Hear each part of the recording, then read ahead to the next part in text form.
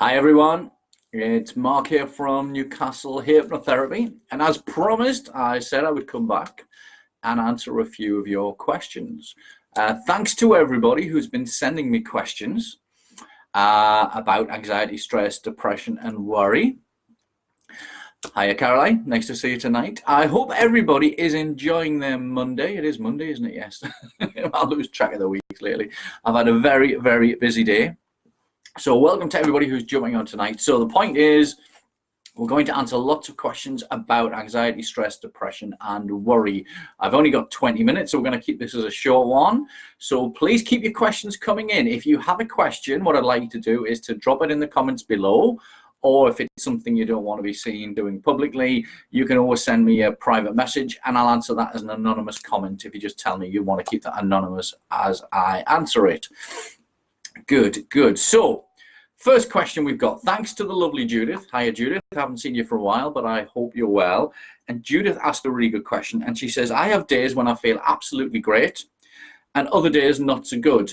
In that one day she can have anxiety, social anxiety, whatever you want to call it. There's lots of different types of anxiety. And yes, a lot of people find that they can feel absolutely awful one day and feel great the next, or they can get up in the morning and feel pretty poor, and then later in the afternoon they feel much better. So anxiety is a funny thing. If it is anxiety, it can be stress, it can be depression, it can be worry, and there's lots of different ways that we can handle this. So to answer the question, why can we feel really good one day and not the next, the first thing to understand is mental states. People who have good mental health usually are good at managing their mental states. So to give you an idea, you can get up in the morning, get straight into the bathroom, start brushing those teeth, and we quite often do that unconsciously. And that's a mental state. It's a type of hypnosis, toothbrush hypnosis. And then we can go downstairs and have our breakfast and get the kids ready for school and do everything unconsciously, and that's another type of mental state. And then we can jump in the car and very easily drive to work and suddenly get there and think, hang on a minute, how did I do that? How did I drive all the way here without being conscious? It's very easy to do, and it can be exactly the same in that we can sit there and watch the telly and suddenly turn around and find our bottle of wine and our big bar of chocolate has gone and you don't remember drinking it or eating it. So that's a big thing. These are all different types of mental states. So imagine if we go back to that driving a car, we're nice and happy, we're listening to the music, we're doing everything that we can, and then all of a sudden somebody cuts us up and we get in a bad mood, and we can go through that in our head all day feeling really poor. So that can quickly knock us off track and give us a bad mental state. So one of the things that can happen with mental states is that certain things can happen to make us feel that way. We might have had a bad night's sleep. We might have had a row with somebody. We go out and we just don't feel so good. So the key to it is learning some skills. And those skills are, first of all, learning to interrupt those mental states when they're bad. And that's where we bring up that mental stop sign. We use one of the techniques such as self-hypnosis, that we get ourselves into a good state. And this is where we can think about something that we enjoy or something we like or somebody, and we really change ourselves as to where we are. We think about whereabouts we are and where we would like to be. So if we think of something nice in the future, you know, if we think about a lovely holiday that we've been to in the past or somewhere we're going and all the great things we're going to do, this is really important in that we think about something good, and that changes our physiology. To give you a good example of this, I remember the story of Andre Agassi. I don't know if any of you remember. If you do, leave us a comment. Andre Agassi was a famous tennis player, and he went through a phase where he was doing extremely well, and then he suddenly started to do very badly. And sometimes he would be really good, and sometimes he wouldn't. And he went to a very quite famous NLP practitioner who just asked, can we see some video of you walking onto the court? And he could tell straight away, this expert, that when he walked on the court, whether he had a good game or a bad game, just how he was putting the effort in. And really what this was about, that he'd either walk onto the court in a good mental state or a bad one. And this really affected how he worked, how he played, and whether he won or lost in quite a lot of times. So the key then was to work to remember those good mental states, to model it, for example, and then push it forward to work on it. And that's really what we need to do. We need to practice and condition our mind, just like riding a bike. When we practice good things, it can make us feel much better. And there's loads of things to do that. One is meditation. If you're good at meditation, you can sit and relax yourself and think of something nice, and that will put you in a much better mental state. The other one is you can visualize. You can sit there in the morning and visualize yourself going to work, handling things really well, handling problems, having a good day, how you're going to react to the boss when he's in a mood, how you're going to cope with that awkward worker. And visualization sets you up and that you feel so much better. I actually know some professionals who see patients all the time who actually kneel down every morning, go through the diary, and actually think about Mr. Smith coming in, and he's going to go away happy. Mrs. Johnson's going to come in, and she's going to be on time. Mr. Brown's going to come in, and today he's had a wash. I kid you not, I've been told this repeatedly. And it's just about visualizing your day and seeing how you're going. A far stronger thing to meditation and visualization is self-hypnosis. Self-hypnosis is a beautiful way for bringing yourself back into a state you'd like to be in, to very quickly, just by pushing your fingers together nicely, to feel really good, to get into a good state. And this is a good way of moving forward. So going back to Judith, I think you've got quite a bit of family and grandchildren. What I suggest, if you're in a state that you don't like, is start to think about the positive things in your family, all the good things you've done. I know you're very well loved and there's a lot of family there, and that's a great way to do it. Alternatively to that, you might want to think about coming along and maybe joining in one of the self-hypnosis workshops. And at these, what we do is we teach you how to learn self-hypnosis, and most importantly, you can learn to hypnotize other people.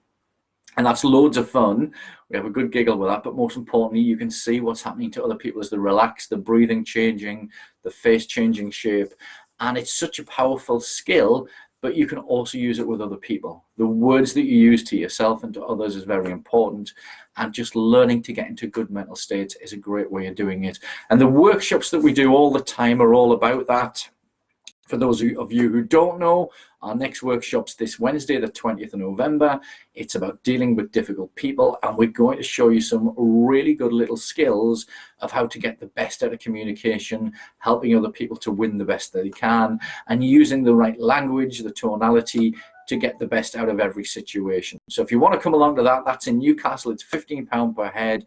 I will drop a link below, and we're going to be running a lot more events over the next couple of months and into the new year to help you to do that. We're even going to do some full half-day or full-day workshops to go into really big depth. So that kind of answers that one. Sometimes we wake up, we're in a good mood or not a good mood, and other things can change that as well. However, there's another big thing that can also change how we feel, and that is food and drink. We find quite often certain foods can change our mood. We know things like wheat and dairy can really be emotional foods. They can pull us back in and out of addiction and all sorts of problems. But then also innocent foods like cucumbers, tomatoes, lettuce can also have an effect if you have a food sensitivity. And as part of the anxiety freedom program that we do, we usually insist on getting a food sensitivity test done. And this looks at all the foods. It looks at everyday chemical cleaners, toxins, chemicals, all these sort of things, and it looks at everything that might be causing you an issue. And I know that when we get clients for addictions, we get people who get stuck, people who've got mind fog, especially things like chronic fatigue, MS, ME, all these type of things, immune system problems, hypermobility lately is coming in as quite a big one, that when we find certain foods are causing a problem, when we remove them or strengthen the system to handle them, that can make a big difference to how we feel. The other big thing is candida is quite a big thing these days. If you're not aware of that, in our lower gut, we're supposed to have 20-25% candida, and the rest should be really good probiotics or good bacteria. But quite often, if we've taken antibiotics, if we're eating foods such as meat and dairy on a regular basis that mess that up, or we've had a lot of stress and anxiety, that can mess up the whole digestive system, the gut flora as we call it, and we need to put that right. So we work on both the mental health side of things, and we look at the gut health and nutrition, and quite often by putting the right supplements in place, looking at natural alternatives and finding ways to do that can make such a difference and very quickly level out any feelings of anxiety, stress, depression it's daft just to fix the mental health side when something in our diet is causing loads of problems.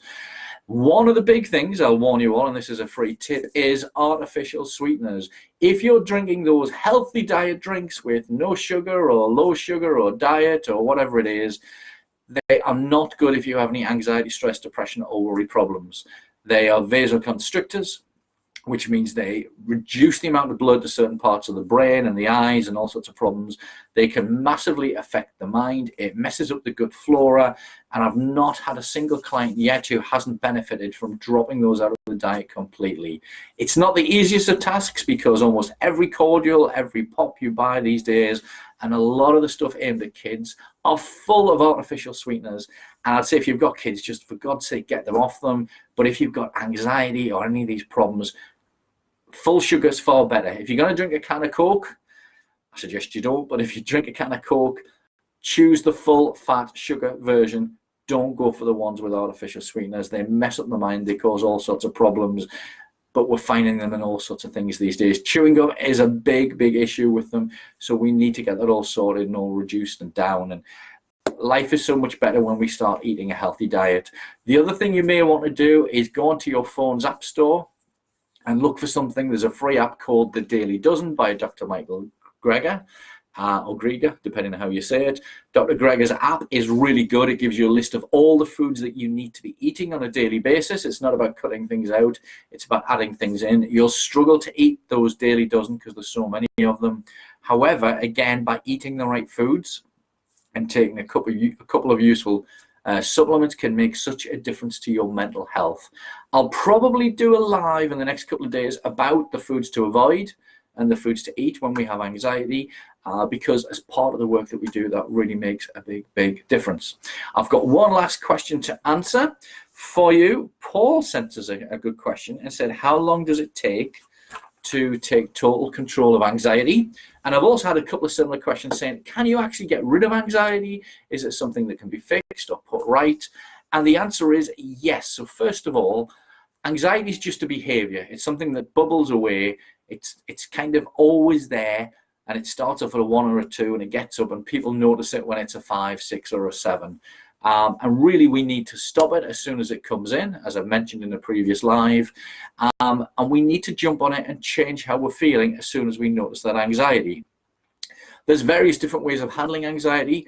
We look at the cause of it. We teach you to stop it, to bring on much better feelings of calm and confidence.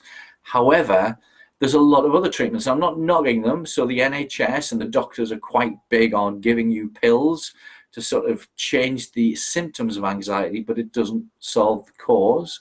I would never advise people to stop taking the medication. That's between you and your doctor.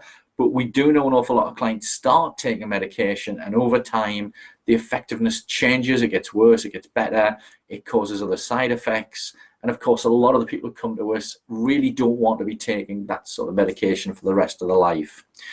The other things that can be done is there's counseling, and that really helps in that when you sit and you talk to somebody, somebody else shares your problem, it helps.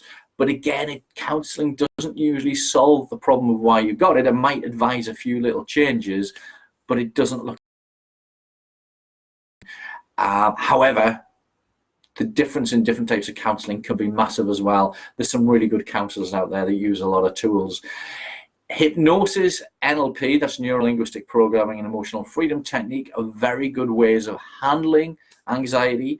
We usually, to answer the question, can sort anxiety out in 90 days or less.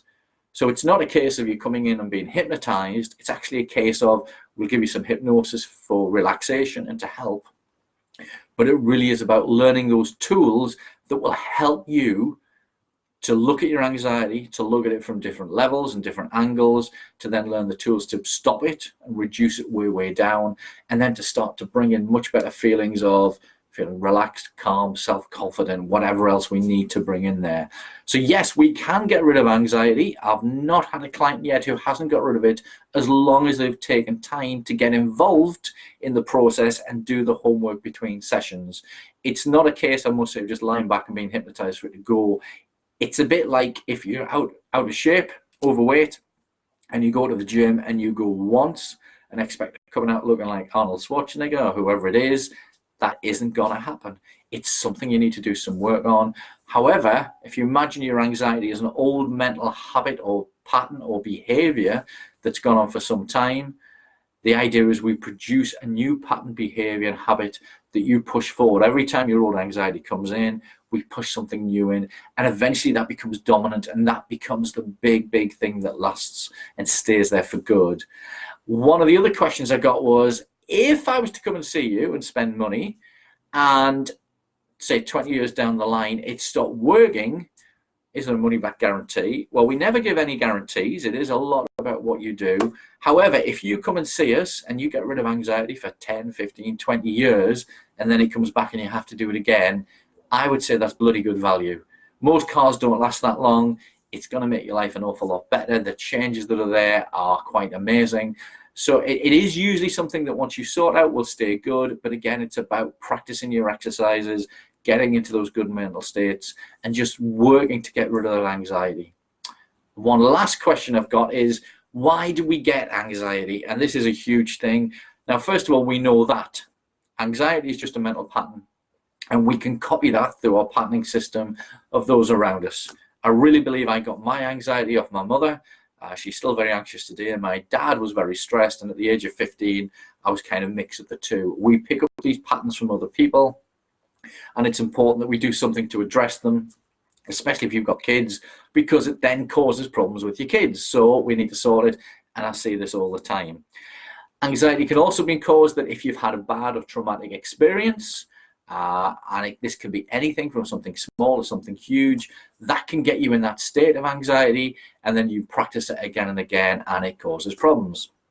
We also know that certain things in the diet can push anxiety up or can cause it in the first place. And unfortunately, a lot of the diets that we have today are processed, overcooked, packaged, sweeteners, chemicals, all sorts of problems. And these can be the cause. However, the big thing is, unlike a psychologist, I do things slightly different. I don't spend forever looking why you've got it. We look a little bit, but I'm not going to drag you back to that old pattern, that old behavior, that old horrible experience that makes you feel bad. The idea is I'm going to look at what's helped other people in similar situations.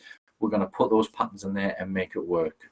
So to answer all those questions, yes, we can totally get rid of anxiety. For most clients, 60 to 90 days and it's totally gone. 100% of the clients all seem to see a massive reduction when we do the hypnosis. And yes, there's lots of causes to it, and it's about cleaning up your diet, changing your lifestyle, and just learning some little tricks to make life much more livable. So thank you for all your questions this week. Please do keep them coming. If you've got a question, leave a comment below and I'll answer it in one of the lives. Or if you're a bit shy or don't want your name mentioned, send me a private message and I can have a conversation with you and use that as an example for it. We do have a big workshop coming up this week, The Secrets of Dealing with Difficult People, Bosses, Sisters, Brothers, Partners, Wives, Husbands, Children, is taking place in Newcastle at the Vault in Wallsend. If you'd like to come along, it's a bargain at just £15 per head. It's 2 hours this Wednesday evening. You can book your places at the link below, and we'll just teach you a load of skills to get on with people better, to improve your communication. And yes, this helps with anxiety and stress, especially when you go in with those awkward people who just need a bit extra help and everything. So if you'd like to come along on Wednesday, that's great. If not, drop your questions below. I shall do another one of these in a couple of days, and enjoy the rest of your Monday evening. Have fun. Take care.